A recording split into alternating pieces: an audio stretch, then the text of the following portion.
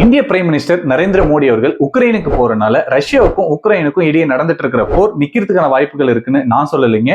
யுஎனுடைய general செக்ரட்டரியே சொல்லியிருக்காரு. Ukraine ரஷ்யாக்கு இடையே கடந்த 2 வருஷமா பயங்கரமான போர் நடந்துட்டு இருக்கு, அது எல்லாருக்குமே தெரியும்.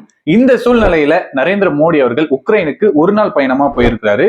இந்த ஒரு நாள்ல, அதாவது கடந்த 24 மணி நேரத்துல எந்த ஒரு தாக்குதலும் ரஷ்யா உக்ரைன் மேல நடத்தல அப்படின்னு சொல்றாங்க. 2 வருஷமா நடந்துட்டு இருக்கிற போரை இவர் போன ஒரு நாள்ல ஸ்டாப் பண்ண முடியுது அப்படின்னா இவருடைய பவர்ஃபுல் எவ்வளவு இருக்கு அப்படின்னு பாருங்க.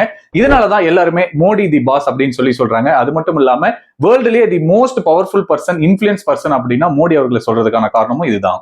நரேந்திர மோடி அவர்கள் உக்ரைனுக்கு போனனால ஒரு நாள் ரஷ்யா எந்த ஒரு தாக்குதல் நடத்தாம டெம்பரரியா வார ஸ்டாப் பண்ணி வச்சிருக்காங்க.